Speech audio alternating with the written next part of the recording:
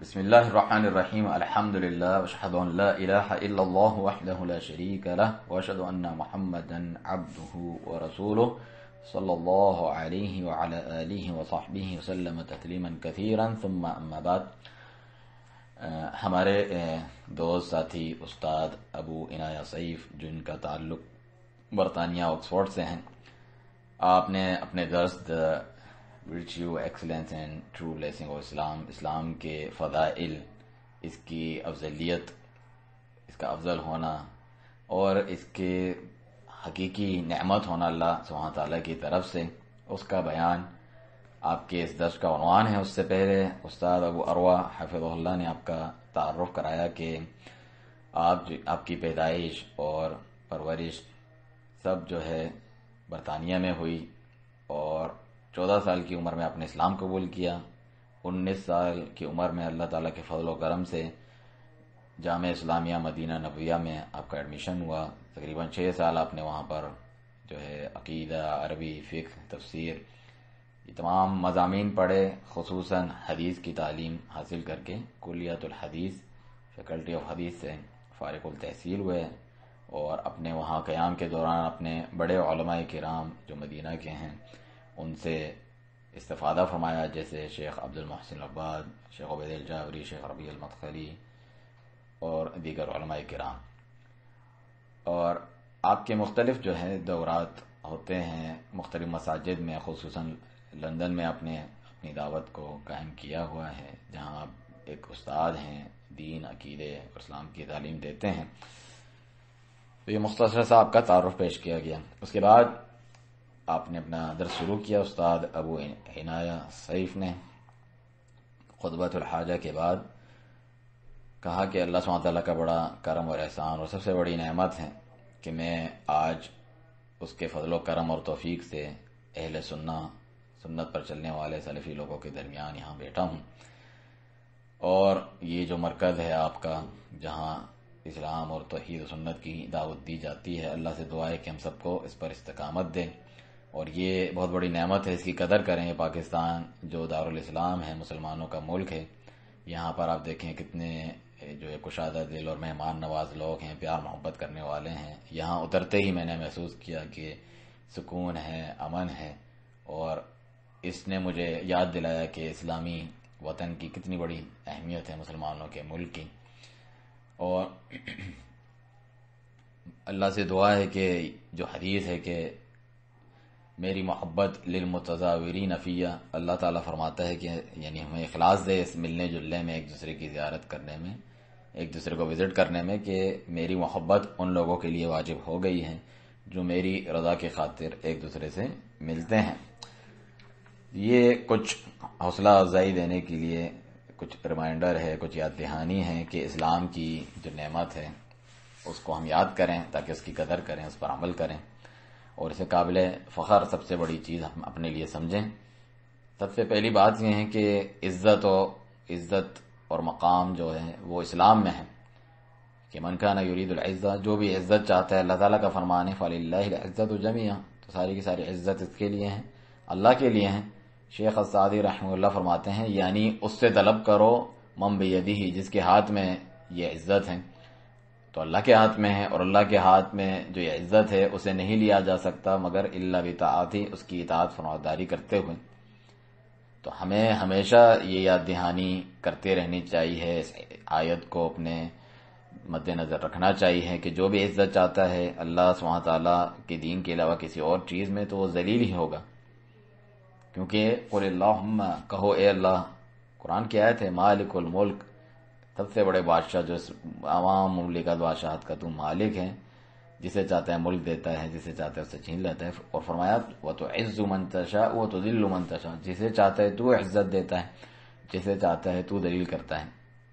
اسی تعلق سے عمر بن خطاب رضی اللہ عنہ کا بھی قول ہے کہ ہم ایسی قوم ہیں عزنا اللہ بالاسلام، جسے اللہ نے اسلام کے ذریعے سے عزت دی. اگر ہم اس کے علاوہ کسی اور چیز میں عزت پانے کی کوشش کریں گے تو اللہ ہمیں ذلیل کر کے رکھ دے گا. کتنی طاقتور قسم کی جو ہے بیان ہے عمر بن خطاب رضی اللہ عنہ کی طرف سے. ہم سمجھتے ہیں کہ ہم ویسٹرن کلچر، یہ جو مغربی ممالک ہیں، ان کے کلچر کو، ان کی تہذیب کو اپنا کر عزت حاصل کر سکیں گے؟ یہ نہیں ہو سکتا. یا اپنے دین پر سمجھوتے کر لیں گے، کمپرومائز کر لیں گے، عزت ہمیں نہیں ملے گی. بلکہ عزت تو ہم ڈھونڈ رہے ہیں جبکہ پہلے سے ہی ہمارے پاس ہے. اسلام پاس انسان کی چیز ہے تو اس کی قدر نہیں ہوتی. ہم یہاں وہاں عزت کو تلاش کر رہے ہیں، سر پٹک رہے ہیں، جبکہ اصل جو منبع ہے سورس ہے عزت کا، خوشیوں کا اس دنیا اور آخرت میں، وہ ہمارے سامنے، ہم اس میں موجود ہیں اسلام میں، اور ہم اس کے لیے پاگل ہوئے جا رہے ہیں، ڈسپریٹ ہیں اس کے لیے، اور جبکہ پہلے سے ہی ہمارے پاس ہیں. تو ہم اللہ تعالیٰ سے استقامت کا سوال کرتے ہیں.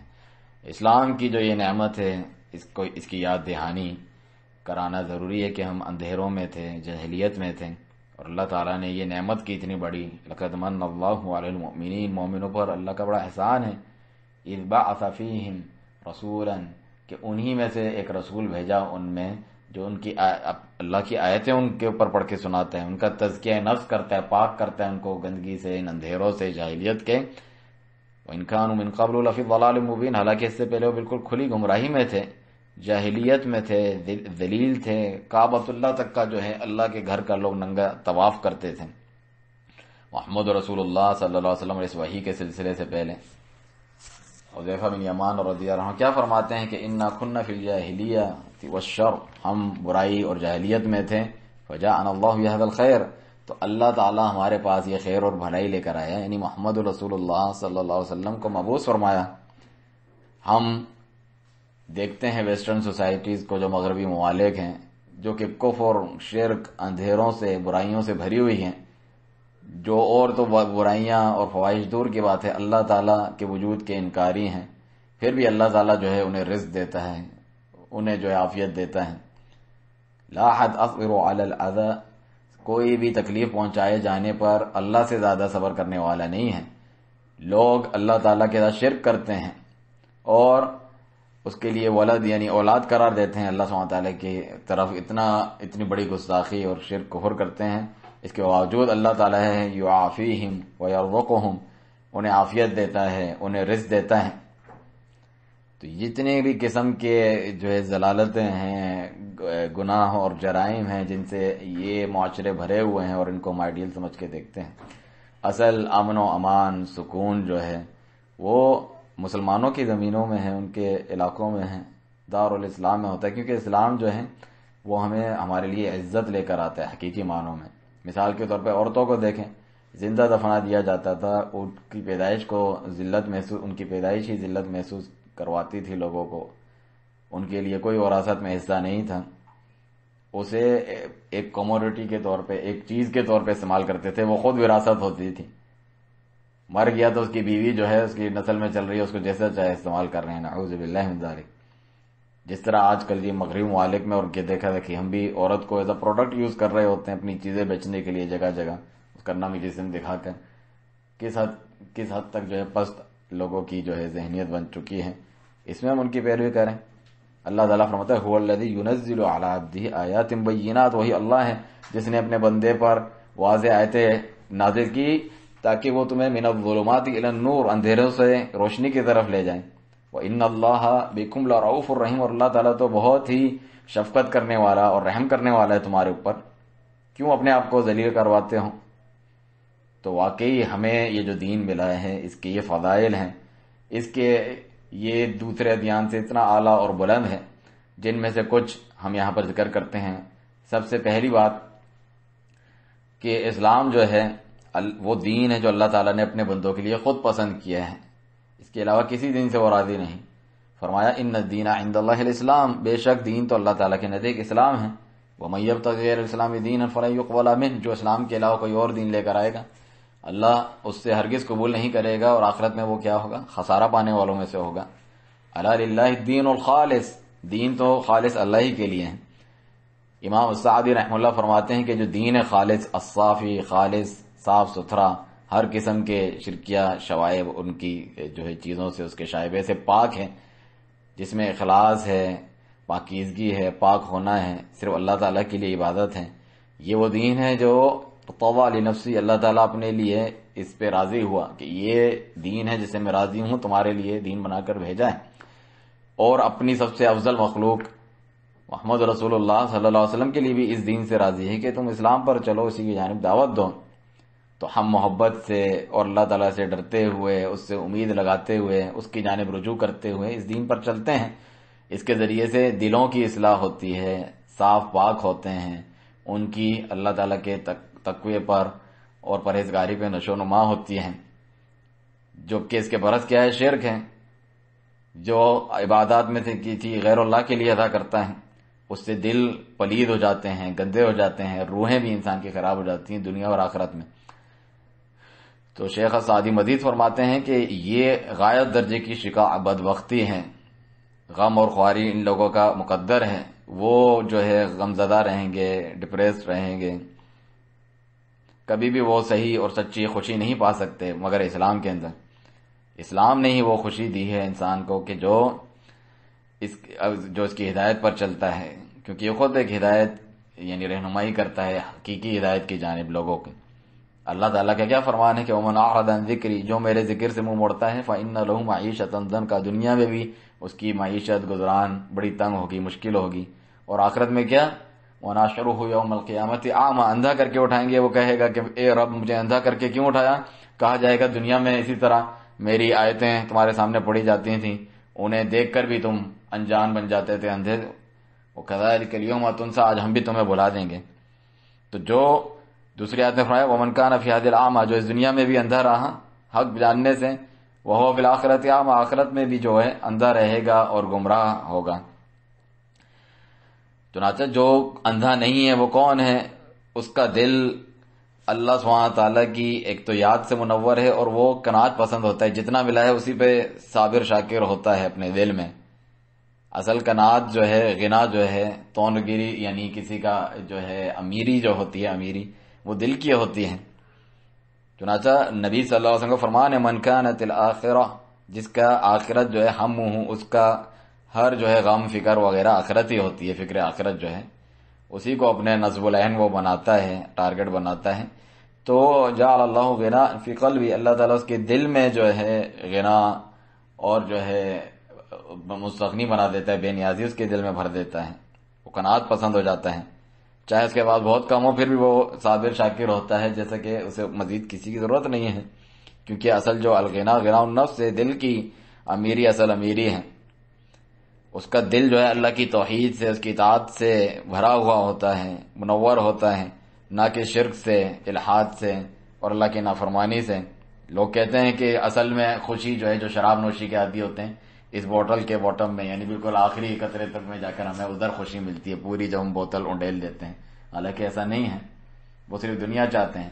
تو دوسری صفت بیان کی کہ اللہ تعالیٰ جو عطا کرتا ہے ایسے لوگوں کو وہ جمع لہ شملہ، اس کے تمام معاملات کی سدھار کر دیتا ہے اللہ تعالیٰ، اس کے تمام معاملات کی اصلاح ہو جاتی ہے، اور دنیا اس کی طرف آتی ہے. جبکہ وہ دنیا سے بھاگ رہا ہے، دنیا خود اس کے پیچھے پیچھے چلی آتی ہے. جبکہ جو صرف دنیا کو ہی اپنا ہم و غم بنا کے رکھتا ہے، اسی فکر میں لگا رہتا ہے، دنیا داری میں اس کے پیچھے بھاگتا رہتا ہے، فقر اس کے بین عینیہ ہی، اس کی آنکھوں کے درمیان فقر و فاقہ لکھ دیتا ہے. آپ دیکھیں ہمیشہ وہ نا امید بھی رہتا ہے اور خوش بھی نہیں رہتا، کہ جو قناعت پسند نہیں ہوتا، اور چاہیے، کبھی اس کی جو ہے ضروریات پوری نہیں ہوتی، اور جو ہے ہمیشہ غیر مطمئن رہتا ہے، دل اس کا خوشی اس کو ملتی نہیں ہے، ہمیشہ جو ہے بیزار اور افسردہ رہتا ہے وہ. اور اس کے جو کاموں کو اللہ سبحانہ تعالیٰ بکھیار کے رکھ دیتا ہے، بکھرے ہوئے اس کے کام ہوتے ہیں، کسی کام میں اصلاح نہیں ہوتی، کوئی کام وہ صحیح طور پر اس کا چل نہیں پاتا. اور ساتھ میں یہ بھی فرمایا وَلَمْ يَأْتِهِ مِنَ الدُّنْيَا إِلَّا مَا قُدِّرَ لَهُ، دنیا میں سے بھی یہ سب کچھ کرنے، ذلیل و خوار ہونے کے باوجود بھی دنیا میں سے وہی کچھ اسے ملتا ہے جو اس کے لیے مقدر ہوتا ہے. تو یہ پہلی فضیلت اسلام کی نعمت کو یاد کرنا. دوسری بات یہ کہ اسلام کے بغیر ہمارے کوئی بھی اعمال قبول نہیں، جتنی بھی کارگزاری ہے سب بیکار ہیں، اس کا فائدہ نہیں ہے. اگر اسلام توحید سنت کے علاوہ آپ کی موت آئے، اللہ کیا فرماتا ہے قدمنا الی ما عملوا من عمل، ہم آئے ان کے اعمال کی طرف جو انہوں نے کیے تھے سارے کرتوت، فجعلناہ ھباء منثورا، ریت کے ذروں کی طرح، دھول کی طرح اڑا کر ریزہ ریزہ کر کے ختم کر دیا، کوئی حیثیت نہیں ان کی. شیخ سعدی فرماتے ہیں کیونکہ ان کے پاس وہ ایمان نہیں تھا، اللہ اور اس کے رسولوں پر ایمان نہیں لاتے تھے، اور یہ جو ہدایت اللہ کی طرف سے بھیجی گئی اس پر عمل نہیں کرتے تھے۔ عائشہ رضی اللہ عنہ فرماتی ہیں کہ میں نے پوچھا عبداللہ بن جدعان جاہلیت کے دور میں جو تھا، وہ جو ہے صلہ رحمی کرتا تھا، رشتہ داروں کے ساتھ اچھا سلوک کرتا تھا، مساکین کو کھانا کھلاتا تھا، تو میں نے پوچھا نبی پاک صلی اللہ علیہ وسلم سے کیا اسے یہ فائدہ پہنچائے گا؟ فرمایا لا ينفعہ، اسے کبھی فائدہ نہیں پہنچائے گا۔ ایک دن بھی اس نے یہ نہیں کہا۔ آپ نبی کریم صلی اللہ علیہ وسلم کے الفاظ پہ غور کریں، ایک دن بھی انہ لم یقل یوما رب اغفر لی خطیئتی یوم الدین، اے میرے رب قیامت کے دن میرے گناہوں کو بخش دینا۔ آپ سوچیں، نبی صلی اللہ علیہ وسلم یہ بھی کہہ سکتے تھے کہ وہ مسلمان ہی نہیں تھا، لیکن عظیم ترین حکمت کے تحت آپ نے بتایا کہ اس کو پرواہ ہی نہیں، اپنے گناہوں کی معافی جو اپنے رب سے نہ مانگے، کوئی رابطہ ہی نہیں۔ قرآن میں بھی ہے کہ اولم یعمرکم، ہم نے تمہیں اتنی عمر نہیں دی کہ سوچنے والا سوچ لیتا، یا فرمایا ذہبتم طیباتکم فی حیاتکم الدنیا، تم نے دنیا کی زندگی میں اچھی چیزیں جو کچھ مزے لینے تھے لے لیے ہیں، واستمتعتم بها، ان سے فائدہ اٹھا لیا۔ آخرت میں کچھ نہیں ہے ایسے لوگوں کے لیے، کچھ نہیں ہے ایسے لوگوں کے لیے آخرت میں۔ ایک دن بھی اس نے یہ نہیں کہا کہ اے میرے رب میرے گناہوں کو بخش دیں۔ اور اللہ تعالیٰ کا فرمان ہے وَلَا تَمُوتُنَّ إِلَّا وَأَنْتُمْ مُسْلِمُونَ، اللہ سے ڈرو، دیکھنا تمہیں موت نہ آئے مگر اسلام کی حالت میں۔ تو ایک مسلمان یہ جو درجہ ہے اس کو کیسے حاصل کر سکتا ہے؟ موت کا تو کچھ پتہ ہی نہیں کہ موت اس کو اسلام پر آئے، میں اس پہ عمل کیسے کروں؟ چنانچہ امام ابن کثیر فرماتے ہیں کہ جو اس کا مطلب یہ ہے اسلام پر مرنے کے لیے ضروری ہے آپ اسلام کے مطابق جئیں، اس کے مطابق زندگی گزاریں، کیونکہ من عاش علی شیء مات علیہ، جس کی جس طرح زندگی گزری ہوتی ہے اسی پر اس کی موت ہوتی ہے۔ موت کے وقت جو ہے اللہ تعالیٰ کی جو ہے رحم و کرم آپ چاہتے ہیں تو آپ اسلام کے مطابق زندگی گزاریں۔ اور یہ تو ایسی وصیت ہے کہ تمام نبیوں نے اس اسلام کی وصیت کی اپنی اولاد کو، اپنی امت کو۔ وصی بہا ابراہیم نے بھی کی اپنی اولاد کو، یعقوب نے بھی کہ اے میرے بیٹو ان اللہ اصطفی لکم الدین، اللہ نے یہ دین اسلام کی نعمت تم پر کی ہے، چن لی ہے، فلا تموتن، ہرگز تمہیں موت نہ آئے مگر اسلام کی حالت میں۔ تو حسن خاتمہ اسلامی پر ہوتا ہے۔ امام سفیان الثوری رو رہے تھے، کسی نے پوچھا کیا یہ گناہوں کی وجہ سے رو رہے ہیں؟ فرمایا نہیں، میں یہ ڈرتا ہوں اللہ تعالیٰ سے کہ آخر میں میرے خاتمے کے دوران میرے گناہ حائل نہ ہو جائیں کہ میرا خاتمہ برا ہو جائے۔ تو یہ امام ابن کثیر فرماتے ہیں یہ عظیم ترین فقہ ہے اس امام کی جو اس موقع پر آپ نے فرمائی، کیونکہ آپ جانتے نہیں اور وہ جو مومن ہیں وہ ڈرتے ہیں کہ میری جو ہے پتہ نہیں نیکیاں قبول ہے یا نہیں ہے، جس طرح کتاب و سنت سے ثابت ہے، وہ اس گھمنڈ میں نہیں ہوتے۔ اسی لیے دیکھیں کتنی عظیم فقہ ہے اس امام کی، انہیں پتہ ہی نہیں میری نیکیاں قبول ہوئی ہیں کہ نہیں۔ تیسری بات یہ اسلام میں شمولیت ہے، کمال ہے، جس طرح کہا جاتا ہے کہ اسلام مکمل ضابطہ حیات ہے، پوری زندگی گزارنے کا طریقہ ہے، اس میں کوئی شعبہ اور گوشہ اس میں خالی نہیں کہ جس میں رہنمائی نہ ہو۔ اللہ تعالیٰ کا بھی فرمان ہے الیوم اکملت لکم دینکم، آج میں نے تمہارے لیے تمہارا دین مکمل کر دیا، اپنی نعمت تم پر تمام کر دی۔ ہر زاویے سے آپ دیکھ لیں، ہر سینس میں آپ دیکھیں دین مکمل ہے، چاہے وہ عقائد ہوں، عبادت ہوں، معاملات ہوں۔ اور دوسری آیت میں فرمایا کہ جو ہم نے کتاب نازل کی تبیان لکل شیء، ہر چیز کا اس میں بیان ہے، اور ہدایت ہے، رحمت ہے، اور بشرا ہے یعنی خوشخبری ہے مسلمین کے لیے، مومنوں مسلمانوں کے لیے۔ امام ابن کثیر فرماتے ہیں تبیان لکل شیء کیسے، یعنی ہر چیز کا بیان کیسے ہے اس میں؟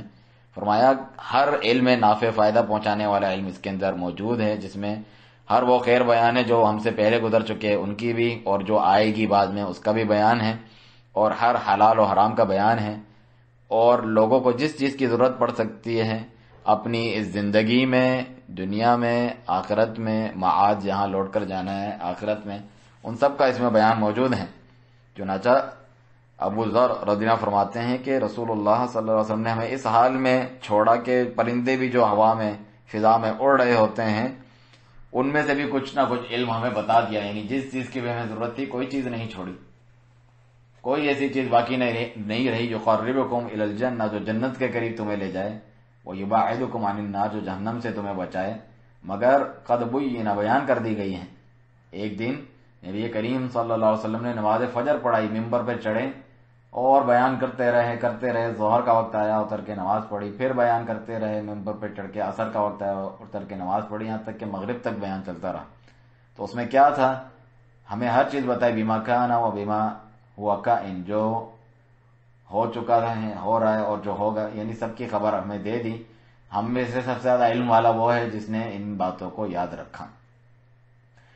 چوتھی بات یہ ہے کہ اسلام جو ہے تمام انبیاء و مرسلین علیہم الصلوۃ والسلام کی دعوت ہیں، جتنے بھی ہوں، چاہے وہ جو ہے نوح علیہ السلام ہوں، ابراہیم ہوں، موسیٰ، عیسیٰ ہوں، محمد رسول اللہ صلی اللہ علیہ وسلم، سب کی اسلام ہی دعوت تھی. فرمایا وَلَقَدْ بَعَثْنَا فِي كُلِّ أُمَّةٍ رَسُولًا، ہم نے یقیناً تحقیق ہر امت میں رسول بھیجا کہ ایک اللہ کی عبادت کرو اور طاغوت سے بچو. طاغوت کا مطلب ہر وہ جس کی اللہ کے سوا عبادت کی جاتی ہے. اور فرمایا ما کان ابراہیم یہودیا ولا نصرانیا، ابراہیم کو یہودی نصرانی نہیں تھے، ولیکن کان حنیفا مسلما، مگر مسلمان تھے اور مشرکوں میں سے بھی نہیں تھے، حنیف تھے. حنیف کا مطلب جو حق کی جانب مائل ہوتا ہے باطل کو چھوڑ کر. چنانچہ حدیث میں بھی ہے کہ رسول اللہ صلی اللہ علیہ وسلم نے فرمایا کہ علاتی بھائی ہیں جو انبیاء کرام ہیں، یعنی دینہم واحد، ان کا دین ایک ہے اور ان کی مائیں مختلف ہیں، یعنی شریعتیں مختلف ہیں. تو چاہے وہ جیزس یعنی عیسیٰ علیہ السلام، انہوں نے توحید کی طرف بلایا. جتنے بھی انبیاء کرام ہیں سب مسلمان تھے.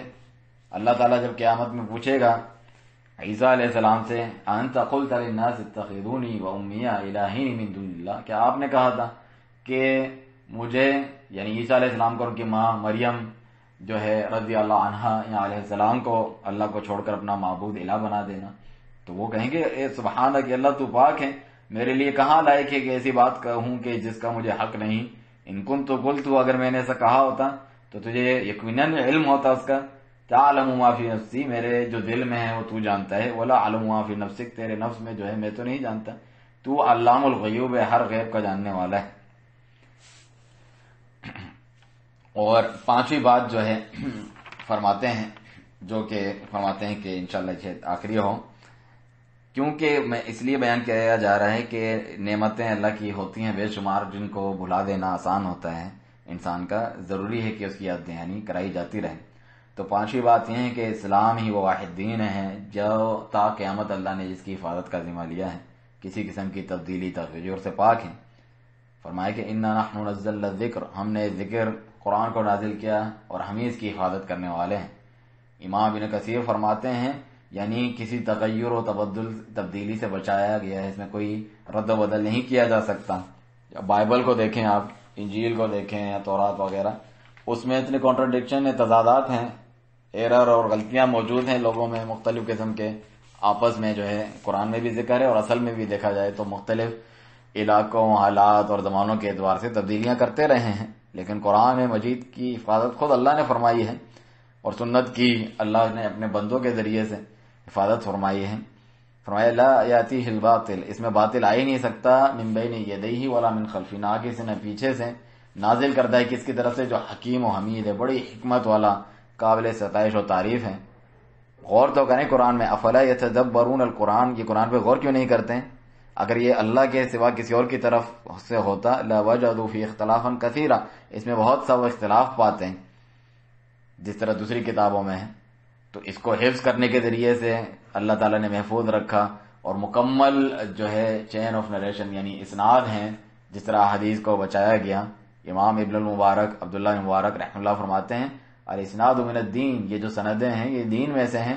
اگر یہ اسناد نہ ہوتی تو جو چاہتا کہتا پھرتا، ولولا الاسناد لقال ما شاء من شاء، جو چاہتا کہتا رہتا. اسناد کے ذریعے سے انہیں پکڑا جاتا ہے. امام ابو حاتم الرازی فرماتے ہیں کسی بھی نبی کی امتیں جتنی بھی گزری ہیں من لدن آدم سے لے کر آج تک ایسی کوئی امت امنا امانت دار نہیں ہے اور حفظ کرنے والی نہیں ہے، حفاظ اس میں جتنے اسلام میں انہوں نے اپنے نبی صلی اللہ علیہ وسلم کی سنت کو، حدیث کو محفوظ رکھا ہے. کیونکہ جن لوگوں سے یہ سند شروع ہوتی ہے تو خیر القرون ہے، پہلی دوسری تیسری صحابہ کرام رضی اللہ عنہم، جنہوں نے خود وہی نازل ہوتے ہوئے دیکھا، جہاد کیا اللہ کی راہ میں، جان مال لٹا دیا اس دین کی خاطر.